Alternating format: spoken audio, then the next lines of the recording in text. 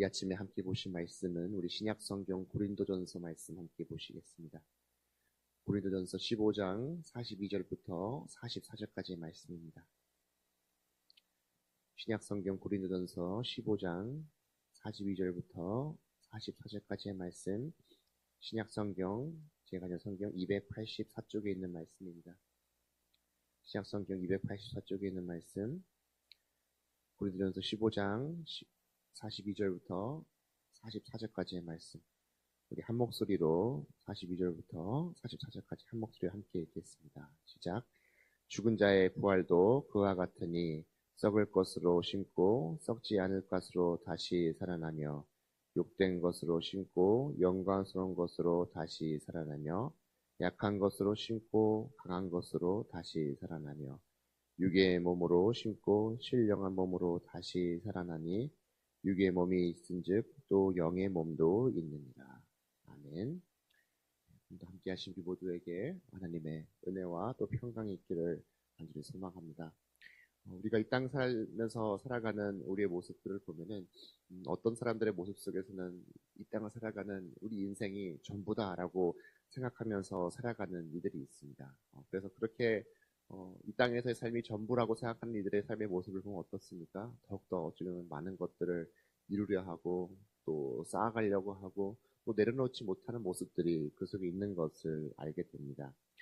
그렇기 때문에 우리가 그런 인생들을 살아갈 때 이 땅에서의 삶이 전부라고 생각한다면은 그 삶 가운데 맞이하는 그 죽음은 어쩌면 가장 허무한 순간이 아닐까 생각합니다. 그래서 우리도 종종 장례를 대할 때 믿는 사람들이 대하는 그 장례의 모습과 또 믿지 않는 사람들이 대하는 그 장례의 모습 속에는 분명한 차이가 있다라는 것을 알 수가 있습니다. 그 속에서 곡하지 않고 슬퍼하지 않는 것은 아니지만 본질적으로 이 죽음을 대하는 모습들이 다르다라는 것을 우리가 알 수 있는 것이죠.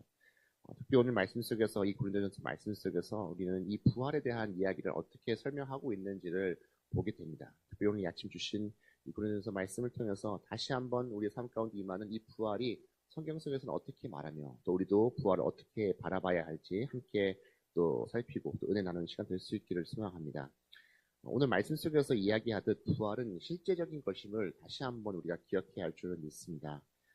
부활은 언젠가 일어날 수 있다라고 누군가가 이뤄낸 가설이나 가정도 아니고 확실한 사실임을 오늘 말씀 속에서 선포하고 있습니다. 우리가 부활은 어떤 것을 상징하는 것이 아닙니다. 예수 그리스도께서 이미 자신께서 우리를 위해서 부활하신 것으로 이미 부활을 저희들에게 증명을 해주신 것이죠. 이미 우리들에게 이 모든 것들을 보여주시고 또한 보증하고 확실한 증거임을 보여줍니다. 오늘 말씀에서 시작할 때 어떻게 합니까? 죽은 자의 부활도 이와 같다라고 42절 말씀에서 이야기를 합니다. 앞서 말씀드린 것처럼 이와 같다라고 이야기한다는 것은 앞에서 어떤 것을 설명을 하고 있는 것이죠. 오늘 읽진 않았지만 앞선 말씀 속에서는 이 씨앗이 썩어야 새 생명이 나오는 것처럼 이 부활이 오늘 그와 같다는 것을 다시 한번 설명을 하고 있는 것이죠. 어쩌면 완전한 존재로서 새롭게 변화된다는 것을 가져다 준다는 것이 바로 부활임을 다시 한번 저희들에게 이야기하는 것이죠. 그래서 오늘 이후 본문에서도 썩을 것으로 심고 썩지 아니할 것으로 다시 살아나며라고 다시 한번 그것을 강조하고 있는 것을 보게 됩니다.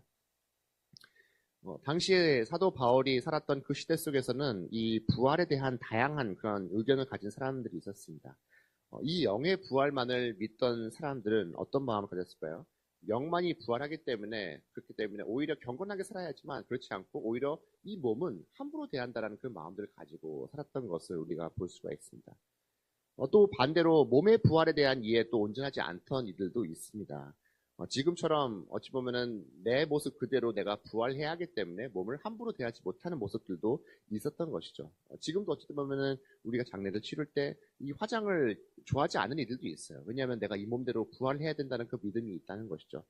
그럼에도 불구하고 우리가 어떻게 이 화장을 하는 이유가 무엇입니까? 전혀 새로운 존재로 일어나기 때문이죠. 과거에서도 어땠습니까? 우리가 과거 유적들 보면은 카타콤 같은 곳에서도 여러 시체들과 함께 그들이 생활했다는 것을 알 수 있어요. 그것이 무엇입니까? 그 몸의 모습 그대로 부활할 것을 그들이 믿었기 때문에 그렇게 그런 삶을 살아왔던 것이죠. 하지만 오늘 말씀에서도 우리가 알듯이 우리가 정말 신령한 새로운 몸으로 다시 한번 살아나게 된다는 것을 우리들에게 이야기를 하고 있어요. 중요한 것은 무엇입니까? 앞서 말씀드린 것은 예수님께서 직접 우리들에게 이 부활을 저희들에게 보여주셨다는 것이죠. 그 부활은 실제적인 것이며 그 사실로 인해 우리도 부활을 믿을 수 있다는 것이죠. 예수님께서 그 삶을 우리를 위해 사셨기 때문입니다. 우리도 늘 십자가를 바라볼 때 어떤 마음을 가져갈까요? 예수님께서 만약에 우리를 위해서 물론 역사적으로 십자가에서 죽으시고 정말 우리 죄를 위해서 죽으셨지만 만약에 그 죽음이 죽음에서만 끝난다면 그것은 그냥 한 청년의 숭고한 희생에 불과할 것입니다. 하지만 예수님의 그 죽음은 그 죽음에서 끝나지 않고 부활을 우리들에게 보여주신 것이죠. 그렇기 때문에 우리가 다시 한번 이 십자가를 바라볼 때 예수님의 그 죽음뿐만이 아니라 그 부활을 다시 한번 바라보면서 또 소망을 가지고 살아갈 수 있는 저희가 되어야 할 줄로 믿습니다. 그 소망을 늘 붙잡고 나아가는 우리가 될 수 있기를 간절히 소망합니다. 또한 오늘 말씀에서 우리가 무엇을 할 수 있습니까? 신령한 몸으로서의 그 변화가 오늘 크게 세 가지로 기록되어 있는 것을 알 수 있어요. 앞서 말했던 것처럼 42절 말씀에 썩을 것이 등장하지만 그것이 어떻게 됩니까? 썩지 아니할 것으로 바뀌게 된다고 이야기합니다. 또 이어지는 43절 말씀에 두 가지가 나옵니다. 하나는 욕된 것이 어떻게 바뀝니까? 영광스러운 것으로 바뀌게 되고요. 또한 약한 것은 어떻게 됩니까? 강한 것으로 바뀌게 된다라고는 말씀에서 이야기합니다. 한편으로 우리가 인생 가운데 살아갈 때 한쪽에 있던 것들, 앞서 말한 것들을 우리가 경험하게 되면 어떻게 될까요? 절망하게 되고 좌절하게 되는 것이 저희들의 삶이죠.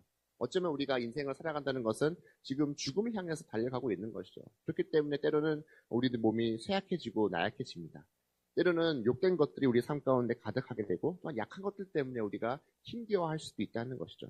하지만 실제로 저희들의 몸에 또한 인생 가운데 살아가는 모습들은 어떻습니까? 실제로 이렇죠. 우리는 더욱더 연약해지고 또한 죽음을 향해서 달려가고 있는 것이 실제적인 저희들의 삶입니다.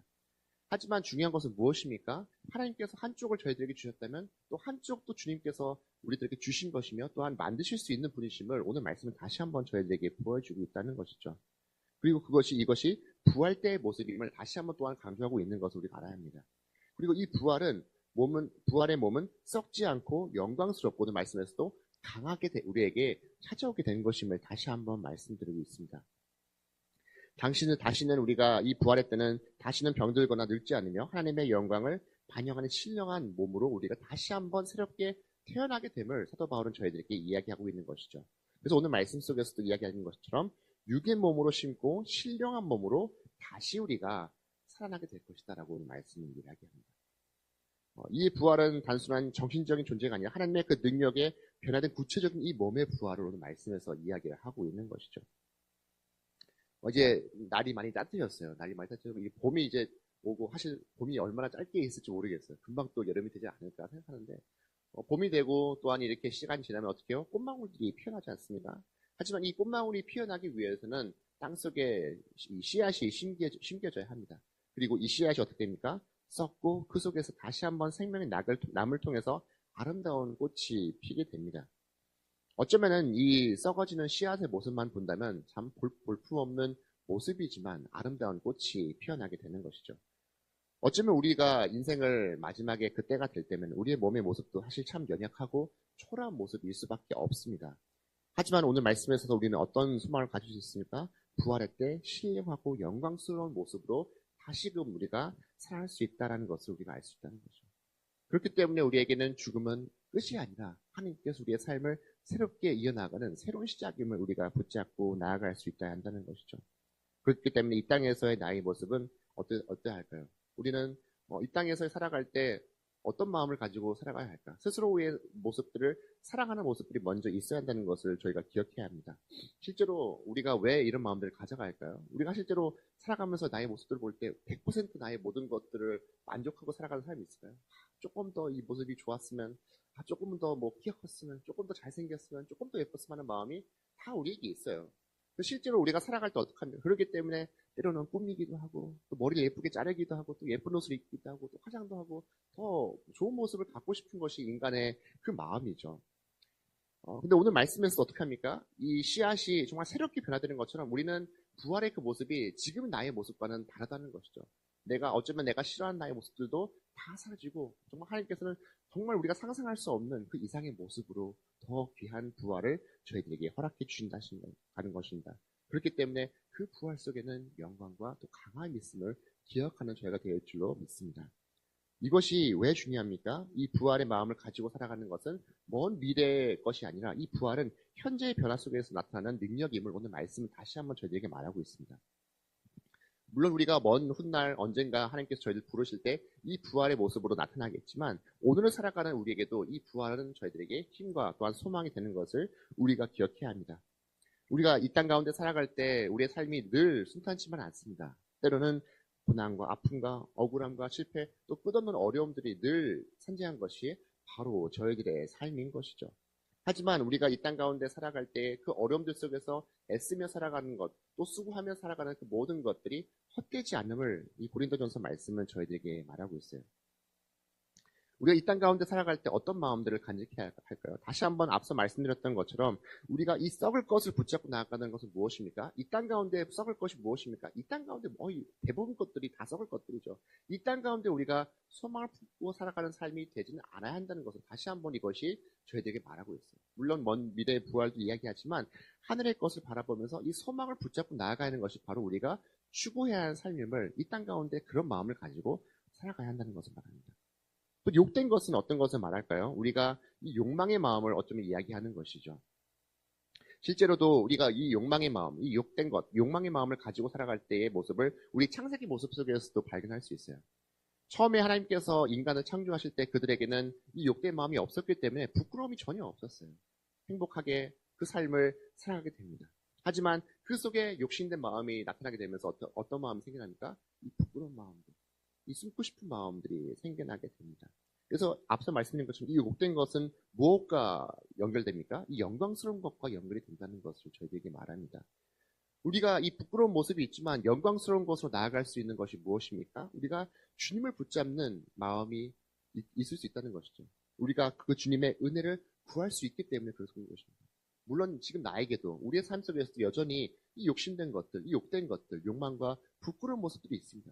그럼에도 불구하고 우리가 영광을 붙잡을 수 있는 것은 우리가 하나님의 은혜를 구할 수 있기 때문에 그런 것이죠. 그렇기 때문에 오늘날 우리가 살아가는 그 삶 속에서도 나에게 이 욕심된 마음도 있다 할지라도 하나님의 그 은혜를 구하는 삶을 통해서 영광으로 나아가는 저희가 될 수 있기를 소망합니다. 또 마지막으로 약한 것을 강하게 해준다라고 말합니다. 우리가 약할 때 어떻게 하나님 앞에 나아가죠? 약할 때, 가장 연약할 때 어떻게 우리가 주님께 나아갑니까? 기도하면서 나아가지 않습니까? 더욱더 약하기 때문에 우리가 주님을 찾는 것이 바로 우리의 삶의 모습인 것이죠. 하지만 그렇기 때문에 우리가 약한 것을 통해서 좌절하는 것이 아니라 약하기 때문에 주님께 나아감을 통해서 더욱더 강하게 될 수 있다는 것을 오늘 말씀은 다시 한번 저희들에게 말하고 있어요.